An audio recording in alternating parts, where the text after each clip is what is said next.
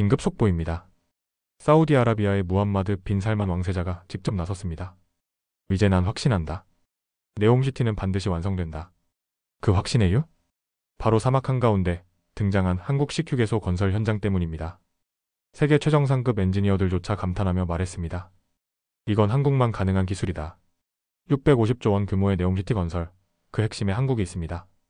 도대체 한국은 무슨 기술을 갖고 있길래 사우디 왕세자까지 놀란 걸까요? 지금부터 한국 기술의 위험 끝까지 함께 보시죠.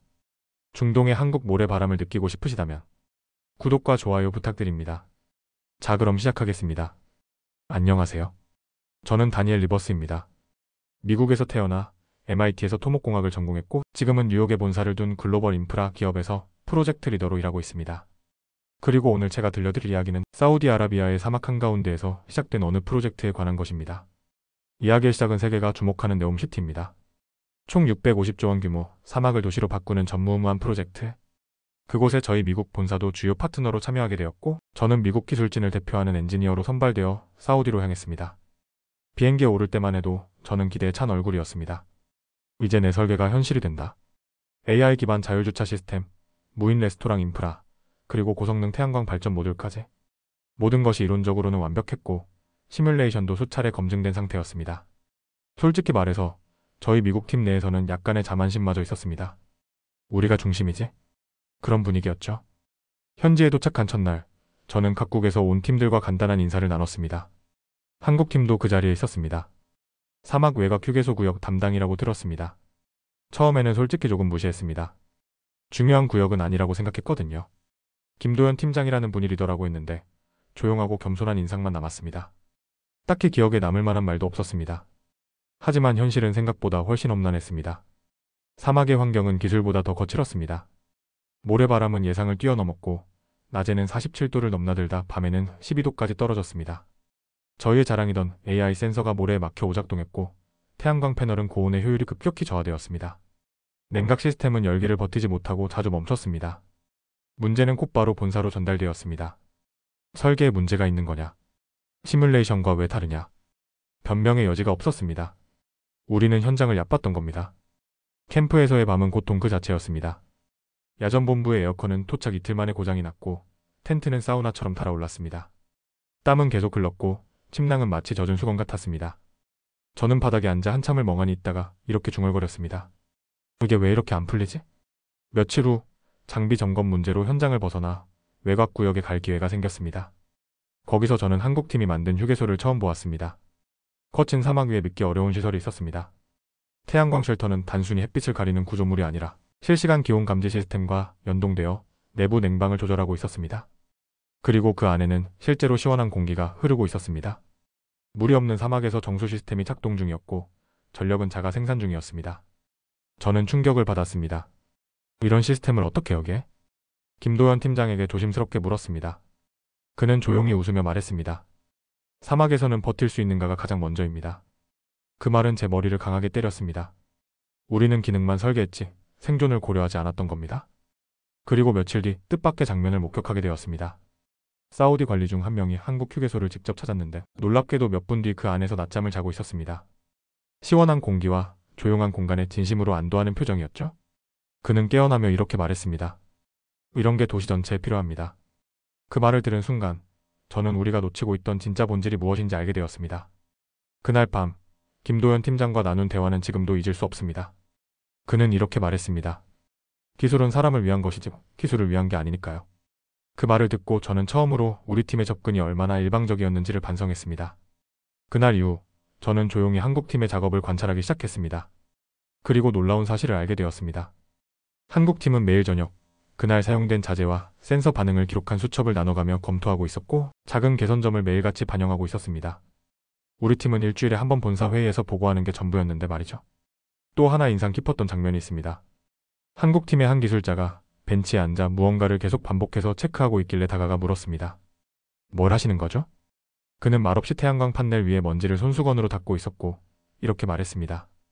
이래 먼지가 5%의 효율을 떨어뜨립니다. 여긴 그런 걸 무시하면 안 되는 곳이거든요. 그 말이 저는 잊혀지지 않았습니다. 우리는 대단한 장비를 가지고 왔지만 그들은 그 장비를 살게 만드는 노하우를 갖고 있었던 겁니다. 그날 밤 저는 혼자 텐트에 누워 생각했습니다.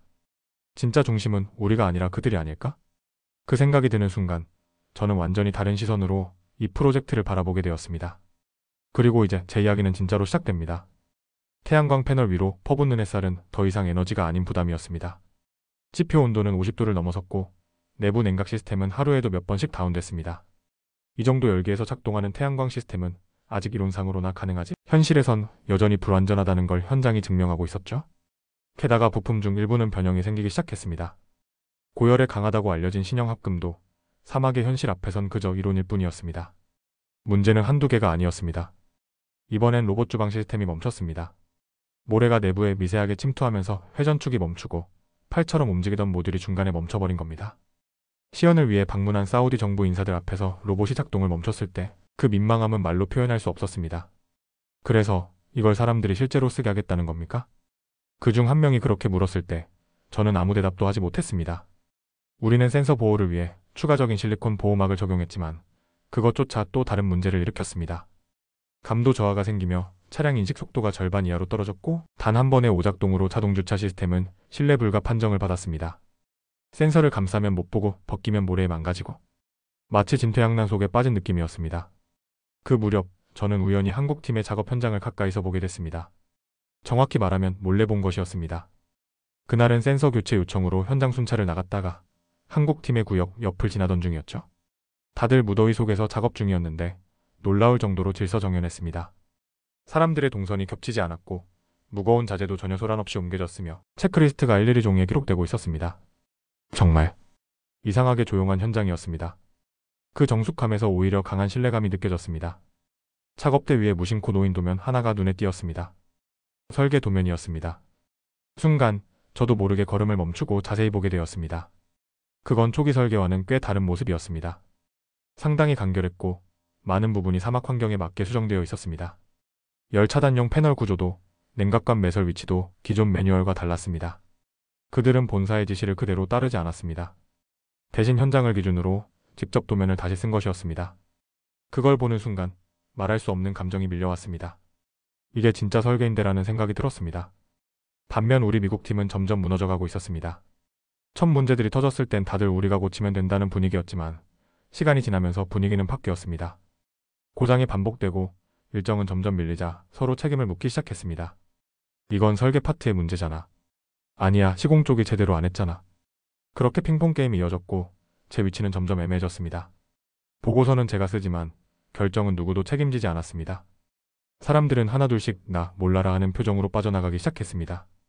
그 와중에 본사에서는 강한 메시지를 보내왔습니다. 지금 이대로면 1차 일정에서 지연 판정이 날 것이며 그럴 경우 사우디와의 계약이 일부 해지될 수 있다. 이건 그냥 위험이 아니라 기업 이미지 전체에 영향을 줄 수 있는 위기였습니다. 그리고 결정적인 장면은 며칠 뒤 사우디 정부와의 회의에서 터졌습니다. 그쪽 인사가 이렇게 말했습니다. 왜 다른 팀은 문제 없는데 미국 팀만 반복적으로 문제가 발생합니까? 그 질문에 아무도 대답하지 않았습니다. 정확히 말하면 할 말이 없었습니다. 그날 밤 저는 처음으로 진지하게 고민했습니다. 내가 뭘 놓친 걸까? 그러다 머릿속을 스치는 하나의 생각. 김도현 팀장에게 직접 도움을 요청하자. 처음엔 머뭇거렸습니다. MIT 출신의 미국 엔지니어가 그것도 외곽? 휴게소 담당에게 가서 조언을 구한다는 건 자존심을 내려놓는 일이었습니다. 하지만 이대로는 안 될 것 같았습니다. 진심으로 누군가에게 배우고 싶다는 생각이 들었습니다. 다음날 저는 회의실 앞까지 걸어갔습니다. 한국팀이 사용하는 임시 회의실이었습니다. 모래바람이 심하게 불던 날이었고 바람은 내 얼굴에도 내 마음에도 그대로 불어오는 것 같았습니다. 문 손잡이를 잡는 순간 손끝이 떨렸습니다. 그저 문 하나 열면 될 일이었는데 그 순간만큼은 너무 멀게 느껴졌습니다. 심호흡을 3번쯤 한 뒤 저는 마침내 문을 열었습니다. 그리고 조심스럽게 입을 열었습니다. 김 팀장님, 시간 괜찮으시면 잠깐 이야기 좀 나눌 수 있을까요? 그 순간 그는 조용히 고개를 끄덕이며 자리를 권했습니다. 그 표정은 마치 이미 알고 있었다는 듯 따뜻했습니다. 김도현 팀장을 처음으로 진지하게 만난 그날, 저는 마음속에 쌓아두었던 말들을 조심스럽게 꺼냈습니다. 처음엔 날씨 이야기로 시작했습니다. 오늘도 모래바람이 심하네요. 그는 고개를 끄덕이며 웃었습니다.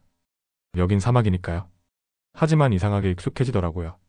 그 말에 저는 멋쩍게 웃으며 눈을 피했습니다. 사실 익숙해지지 않았습니다. 매일 아침 침낭 위에 쌓이는 모래, 장비 틈마다 끼어드는 미세먼지, 그리고 불쑥불쑥 멈춰서는 시스템 알람 소리. 그 모든 것에 저는 아직도 예민하게 반응하고 있었습니다. 그날은 유난히 바람이 거셌습니다.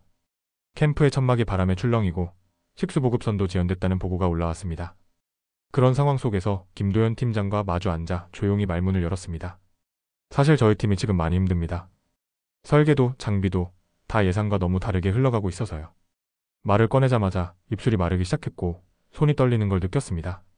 그는 놀라지 않았습니다. 조용히 고개를 끄덕이며 저를 바라보았습니다. 우리도 그랬어요.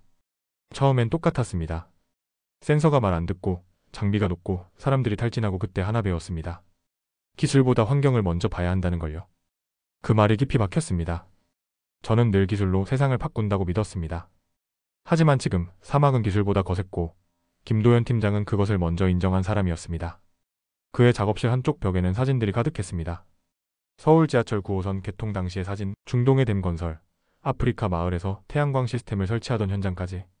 그 사진 속에는 늘 진흙투성이 옷을 입은 김 팀장이 있었습니다. 저는 말없이 사진들을 바라보다가 조용히 중얼거렸습니다. 우리는 너무 순진했구나. 그는 웃으며 말했습니다. 순진한 건 괜찮아요. 문제는 고집이죠. 그는 제게 라면 하나를 건넸습니다. 미국 분들은 잘 안 드시겠지만 지금은 이게 필요해 보여서요. 처음엔 망설였지만 국물을 한 입 떠먹는 순간 알 수 있었습니다. 그 안엔 묘한 온기가 있었습니다. 어릴 적 겨울밤마다 어머니가 끓여주시던 치킨 수프가 떠올랐습니다. 그 맛을 느끼며 저는 잠시 아무 말도 하지 못했습니다. 어머니가 시골에서 식당을 하셨어요. 그가 조용히 말했습니다. 장사가 잘 안 되는 날도 있었지만 국물 하나로 사람들 마음을 데워줬어요. 그게 제 기술 철학의 시작이었는지도 모르죠. 그날 밤 사막의 별빛 아래 우리는 오랜 시간 이야기를 나눴습니다. 기술 이야기로 시작한 대화는 결국 삶의 이야기로 흘렀습니다. 그는 이렇게 말했습니다. 기술이 아무리 정교해도 결국 누가 쓰는지를 봐야죠. 기계는 고치면 되지만 사람 마음은 그렇지 않으니까요. 그 말에 저는 오래도록 고개를 끄덕였습니다. 며칠 뒤 저는 김도현 팀장에게 공식 협력 요청서를 들고 갔습니다. 설계 재조정, 현장 데이터 공유, 실험 장비 공동 운용 등 구체적인 협력 조건을 담은 문서였습니다. 그는 말없이 읽고는 조용히 고개를 들었습니다. 같이 갑시다. 짧은 말이었지만 그 안엔 모든 게 담겨 있었습니다. 저는 그 순간 눈시울이 붉어졌습니다. 하지만 우리 팀 내부는 여전히 갈등이 심했습니다. 왜 우리가 외곽 담당팀과 협력해야 하죠?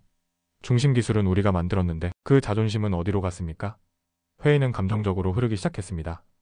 저는 조용히 손을 들고 말했습니다. 자존심보다 중요한 건 결과입니다. 우리는 지금 실패하고 있습니다. 협력 없이는 이 상황을 돌릴 수 없습니다. 그 누구도 말은 없었지만 분위기는 확실히 달라졌습니다. 김도현 팀과의 협력은 아주 작은 것부터 시작됐습니다. 하루는 태양광 냉각 실험을 함께 했습니다. 그들은 패널 밑에 설치된 열 교환관을 손수 조정하고 있었고 센서를 직접 손으로 닦으며 기록지를 작성하고 있었습니다. 온도 변화에 따라 패널 효율이 어떻게 달라지는지, 바람의 방향이 냉각 효과에 어떤 영향을 주는지 그들은 매일같이 데이터를 쌓고 수정하고 다시 실험하고 있었습니다. 또 다른 날엔 모래 유입 방지 구조물 설치를 함께 했습니다. 김 팀장은 일반적인 덮개 방식 대신 바람의 방향과 지형의 경사각을 고려한 바람 곡선을 설계했습니다. 그 덕분에 테스트용 장비는 3일 동안 한 번도 오작동을 일으키지 않았고 그 결과는 저희 본사에도 곧 보고되었습니다. 처음엔 반신반의하던 동료들도 조금씩 반응이 달라지기 시작했습니다. 어느 저녁 제가 혼자 모래 위에 앉아있을 때 우리 팀의 기계설계 담당 브랜든이 다가와 말했습니다. 다니엘, 내가 왜 그렇게까지 김 팀장을 따르려 했는지 이제 알겠어. 우린 지금껏 설계만 했지 문제를 겪어보진 않았더라. 그 말에 저는 고개를 끄덕이며 말했습니다. 이제라도 깨달아서 다행이야. 그날 이후 우리는 진짜로 협력하기 시작했습니다. 국적도 소속도 중요하지 않았습니다. 오직 살아남는 도시를 위해 우리 모두가 사막에서 함께 싸우기 시작했습니다. 처음으로 양팀이 한 회의실에 모인 날, 저는 긴장과 기대가 뒤섞인 감정으로 회의 자료를 넘겨보고 있었습니다. 미리 도착한 김도현 팀장의 한국팀은 프린트된 자료와 노트북, 간단한 모형까지 준비해두고 있었고 저희 팀원들은 그 준비성에 먼저 감탄할 수밖에 없었습니다. 회의가 시작되자 김 팀장은 간결하게 요점을 정리하며 냉각 시스템 실험 결과를 공유했고 각 실험 조건과 변수, 실시간 그래프까지 정리된 보고서를 펼쳐 보여주었습니다.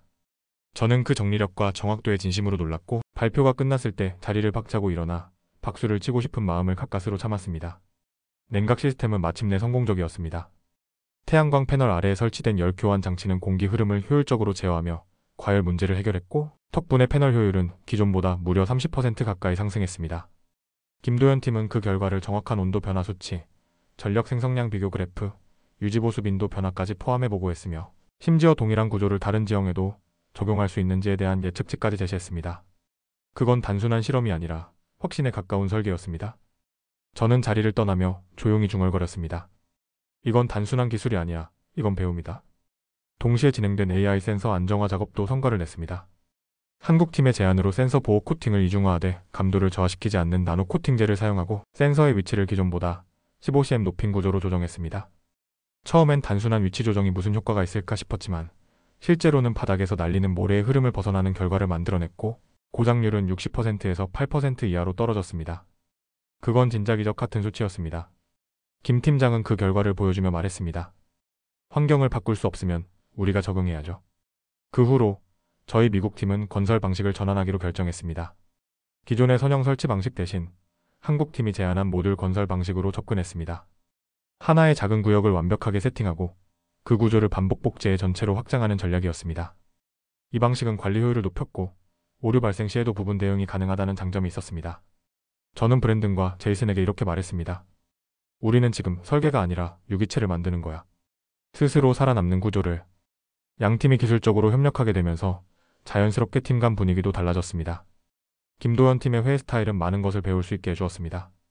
회의는 짧고 명확했으며 문제 상황을 예측하고 대응 방안을 세워두는 방식이 철저하게 적용됐습니다. 불필요한 토론보다 시뮬레이션 중심의 보고가 우선이었고 회의 시작 전 이미 필요한 정보는 전부 공유된 상태였습니다.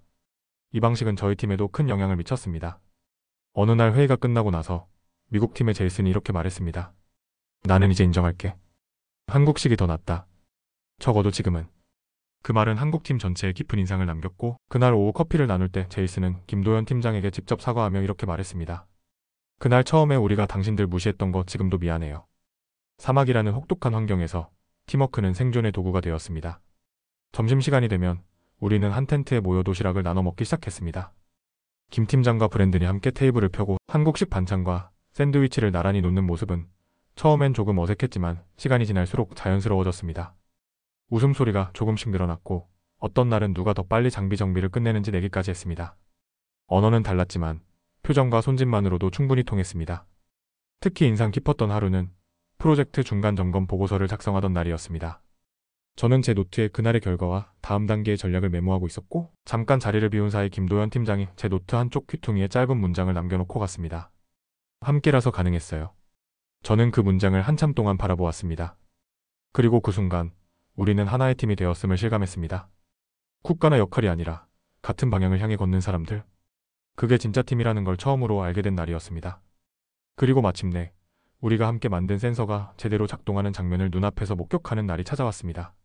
사막 한가운데 바람이 멈추고 태양이 정수리에 꽂히는 정오 무렵 시스템은 정상적으로 작동했고 일시간 내내 단 한 번의 오작동도 없었습니다. 그 자리에 있던 모든 엔지니어들이 조용히 그 결과를 지켜보던 순간 김도현과 저는 눈을 마주쳤습니다. 저는 먼저 손을 내밀었고 그는 단단히 그 손을 맞잡았습니다. 아무 말도 없었지만 우리는 그 악수 안에 많은 것을 담았습니다. 실패, 배움, 협력, 그리고 서로에 대한 존중까지. 그 순간 저는 확신했습니다. 이 프로젝트는 단지 미래 도시를 만드는 것이 아니었습니다. 이건 기술을 통해 사람을 이해하는, 그리고 사람을 통해 기술을 완성해가는 여정이었습니다. 완공 예정일보다 정확히 일주일 앞선 날, 우리는 마지막 구조물 설치를 마무리했고 시스템 테스트까지 무사히 통과시켰습니다. 사막의 뜨거운 공기가 희미하게 식어가던 오후, 메인 센서가 정상이라는 초록불을 띄우는 순간 모든 엔지니어들이 동시에 숨을 멈췄다가 거의 동시에 박수를 터뜨렸습니다. 그건 단지 작업이 끝났다는 기쁨이 아니라 불가능하다고 여겨졌던 환경 속에서 가능성을 증명한 순간이었습니다. 본사에서도 축하 메시지가 도착했고 사우디 정부는 공식 발표를 통해 네옴시티 건설 역사상 가장 빠르고 효율적인 시공 사례라며 우리 팀의 성과를 찬사로 표현했습니다. 그 메시지를 읽으며 저는 김도현 팀장을 바라봤고 그는 조용히 고개를 끄덕이며 손을 내밀었습니다. 그 악수는 말없이도 모든 감정을 나누는 방식이었습니다. 그날 밤 임시 캠프 중앙에 작은 축하 파티가 열렸습니다. 한국팀이 준비한 김치와 주먹밥, 미국팀이 준비한 와인과 치즈가 한 테이블에 나란히 놓였습니다. 다른 문화의 음식들이 마주 앉은 식탁에서 처음엔 다들 조심스럽게 음식을 집었지만 이내 웃음이 오가고 건배가 이어졌습니다. 이 조합 괜찮네? 라는 제이슨의 말에 모두가 웃었고 김도현 팀장은 제게 김치 한 점을 건네며 말했습니다. 이건 서울 본가에서 어머니가 직접 담가 보내주신 거예요. 저는 고개를 숙이며 감사 인사를 전했고 그 맛은 의외로 와인과 잘 어울렸습니다. 파티가 조금 잠잠해진 늦은 밤, 저는 김도현 팀장과 함께 사막 가장자리로 산책을 나갔습니다. 바람은 차분했고 머리 위엔 별들이 끝도 없이 떠 있었습니다. 저는 모래 위에 천천히 걸으며 말했습니다. 사실 처음엔 진심으로 질투했어요. 김 팀장의 방식이, 태도와 철학이 저와는 너무 달라서요. 김도현 팀장은 그 말을 듣고는 고개를 끄덕이며 조용히 말했습니다. 그럴 수도 있었죠. 저도 솔직히 처음엔 미국 팀이 너무 빠르다고 느꼈어요. 겉으론 잘해 보이는데 이 환경에선 오래 못 버틸 것 같았거든요. 우리는 그렇게 서로의 솔직한 감정을 나눴고 그것이 오히려 우정을 더 단단하게 만들어줬습니다. 산책을 마치고 돌아오는 길, 그는 조용히 말했습니다. 서울에 오실 일 있으시면 꼭 연락주세요. 제가 직접 안내해드릴게요. 어머니 김치도 더 드릴 수 있어요. 저는 웃으며 고개를 끄덕였고 그 순간 농담 반 진심 반으로 한국어 한마디를 내뱉었습니다. 감사합니다. 맞나요? 김도현 팀장은 순간 웃음을 터뜨리더니 천천히 박수를 쳤습니다. 발음 완벽한데요? 거의 한국 사람 다 되셨습니다. 그 다음날 아침, 김도현 팀장이 작은 상자를 건넸습니다. 내부에는 한국 컵라면이 여러 개 담겨 있었고 손글씨로 쓴 메모가 하나 붙어 있었습니다. 밤에 출출하실 때 드세요. 그 밤이 외롭지 않길 바랍니다. 저는 그 메모를 천천히 읽은 뒤 상자 뚜껑을 덮고 그대로 제 트렁크 깊숙이 넣었습니다. 돌아가는 비행기 안에서 그걸 다시 꺼내 읽을 생각에 마음이 따뜻해졌습니다. 파견 해제 전날, 전체 팀이 리허설과 시연을 준비하며 행사 마이크를 테스트하던 중 저는 김도현 팀장과 함께 무대에 올라 잠시 마이크를 조정하게 되었습니다. 테스트 음성을 반복하는데 누가 먼저랄 것도 없이 같은 타이밍에 하나, 둘, 셋을 외쳤고 두 사람 모두 그 어색한 순간에 폭소를 터뜨렸습니다. 회의 때도 협력 때도 그토록 진지하던 우리가 그 순간엔 그냥 친구처럼 웃었습니다. 그 모습을 보고 있던 작업자들 몇몇도 함께 웃었고 파티 분위기는 한층 밝아졌습니다. 그리고 마지막 밤, 짐 정리를 하던 중 한국팀의 한 작업자인 정훈이 제게 다가와 말했습니다. 형 진짜 멋있었어요. 처음엔 무서운 줄 알았는데 진짜 멋있는 형이었어요. 그 말에 저는 그를 꼭 끌어안았고 어깨를 두드리며 내가 더 멋졌어 라고 말했습니다. 그 포옹은 언어를 뛰어넘은 인사였고 저에게 있어 그 순간이야말로 진짜 완공의 의미였습니다. 출국 전날 밤, 저는 캠프 조명 아래 작은 탁자에 앉아 다이어리를 펼쳤습니다. 첫 페이지에는 토착 전날의 혼란과 불만이 적혀 있었고 중간부터는 고민과 좌절이, 그리고 뒤쪽엔 감사와 감동이 담겨 있었습니다. 마지막 페이지에 저는 이렇게 썼습니다. 기술은 위대했다. 하지만 사람이 더 위대했다. 이 사막에서 내가 배운 건 결국 마음이었다. 그 글을 마친 후 저는 펜을 덮고 고개를 들어 하늘을 바라보았습니다. 여전히 별은 사막 위에 가득했고 바람은 고요하게 불고 있었습니다. 기술이 만들어낸 빛보다 사람과 사람이 나눈 진심이 더 밝게 빛나는 밤이었습니다. 완공 이후 미국 본사로 돌아온 첫 주, 제 책상 위에는 꽃과 함께 축하 카드가 놓여 있었습니다. 카드는 이사직인이 찍힌 공식 문서였고 안에는 진심 어린 문장들이 적혀 있었습니다. 당신의 리더십은 조직의 새로운 방향을 열었습니다. 승진을 제안드립니다. 글로벌 협력 프로젝트 전담 임원직으로. 저는 그 문장을 몇 번이고 다시 읽었습니다. 기쁜 동시에 묘하게 가슴이 먹먹했습니다. 사막에서 흘렸던 땀과 눈물, 그리고 김도현 팀장과 나눴던 대화들이 떠올랐기 때문입니다. 며칠 뒤 본사에서는 네옴시티 프로젝트의 공식 사례 발표회를 열었습니다. 저는 김도현 팀장과 함께 작성한 공동 보고서를 들고 무대에 올랐습니다. 우리 둘의 이름이 나란히 적힌 발표 자료가 대형 스크린에 떠오르는 순간 청중석에서 조용한 감탄이 흘러나왔습니다. 발표의 주제는 명확했습니다. 미국의 소프트웨어, 한국의 하드웨어. 기술 융합을 통한 미래 도시의 새로운 표준. 협력 사례는 전 세계 프로젝트 매뉴얼에 표준으로 등록되었고 한국과 미국의 혼합 모델은 국제기술 컨퍼런스에서도 최우수 사례로 소개됐습니다.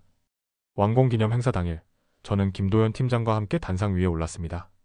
수십 개국에서 초청된 기술자들과 언론, 정부 관계자들 앞에서 우리는 손을 맞잡고 고개를 숙였습니다. 그 순간 조용히 단상 뒤편에서 걸어 나온 사우디의 알라이드 왕자가 저희 쪽으로 다가와 말했습니다. 이 기술은 우리가 기다려온 미래였습니다. 그러나 기술보다 더 인상 깊었던 건 당신들의 함께하는 방식이었습니다. 그의 말을 들으며 저는 김도현 팀장의 손을 다시 꽉 쥐었습니다. 그 손에는 설계도보다 더 큰 의미가 담겨 있었습니다. 완공된 구역은 전력 효율 120%를 달성했습니다. 기존 예측치를 초과한 수치였고 그 원인은 모듈형 구조의 정교한 배치와 냉각 시스템의 지속성에 있었습니다. 김도현 팀이 현장에서 매일같이 체크하고 조정한 그 사소한 수정들이 모여 만들어낸 결과였습니다. 언론은 이 사건을 두고 이렇게 보도했습니다. 사막을 이긴 기술 서울에서 왔다. 뉴스 화면 속에 김도현 팀장의 모습이 잡혔고 그의 손에는 라면 상자가 들려 있었습니다. 저는 그 장면을 보며 혼자 피식 웃었습니다. 집으로 돌아온 저녁, 어머니에게 전화를 걸었습니다. 오랜만에 듣는 익숙한 목소리에 저도 모르게 말했습니다. 엄마, 나 서울에 갈지도 몰라요. 어머니는 잠시 말이 없더니 이내 웃으며 말했습니다. 그럼 내가 가서 그 고마운 김치 선생님 꼭 다시 만나야겠구나. 어머니 특유의 표현에 저는 한참을 웃었습니다. 며칠 뒤 김도현 팀장으로부터 택배가 하나 도착했습니다. 안에는 손으로 직접 그린 서울 맛집 지도 한 장이 들어 있었습니다. 종이에는 동그란 글씨로 꼭 가봐야 할 곳? 이라는 문구가 적혀 있었고 지도 곳곳에 이 집 비빔냉면 최고, 어머니 김치찌개 레시피는 여기 라는 메모가 손글씨로 붙어 있었습니다. 저는 그 지도를 천천히 접어 지갑 안에 넣으며 웃었습니다. 그건 단순한 안내가 아니라 다시 만나자는 초대장이었습니다. 그날 밤 저는 오랜만에 서랍에서 여권을 꺼냈습니다. 마지막 입국 도장이 찍힌 페이지를 넘기며 조용히 말했습니다. 서울 곧 보자. 여권을 덮고 나는 다시 사무실로 돌아가 업무를 정리했고 곧 한국 측 파트너와의 후속 협력 회의가 예정되어 있었습니다. 이번엔 서울에서 만남이 잡혔고 일정표에는 현장 시찰 및 서울기술센터 방문이라는 문구가 적혀 있었습니다. 비행기 탑승날 아침, 저는 창가 좌석에 앉아 아래를 내려다보았습니다. 구름 사이로 지구가 고요하게 펼쳐져 있었고 제 머릿속엔 그 사막의 모래 냄새와 별빛이 동시에 떠올랐습니다. 창가를 바라보며 저는 속으로 조용히 중얼거렸습니다. 진짜 리더십은 혼자 이끄는 게 아니라 함께하는 법을 아는 거지. 그 말은 어느새 제 신념이 되어 있었습니다. 그리고 저는 알고 있었습니다. 이 여정은 끝이 아니라 시작이라는 것을. 김도영과 함께한 시간은 하나의 프로젝트를 넘어서 제가 어떤 리더가 되어야 하는지를 가르쳐준 시간이었습니다. 이제 저는 기술 그 자체보다 그 기술을 나누는 방식을 먼저 고민하는 사람이 되어 있었습니다. 서울의 하늘은 어떤 별빛을 품고 있을까요? 그 답을 찾기 위해 저는 지금 다시 날아갑니다.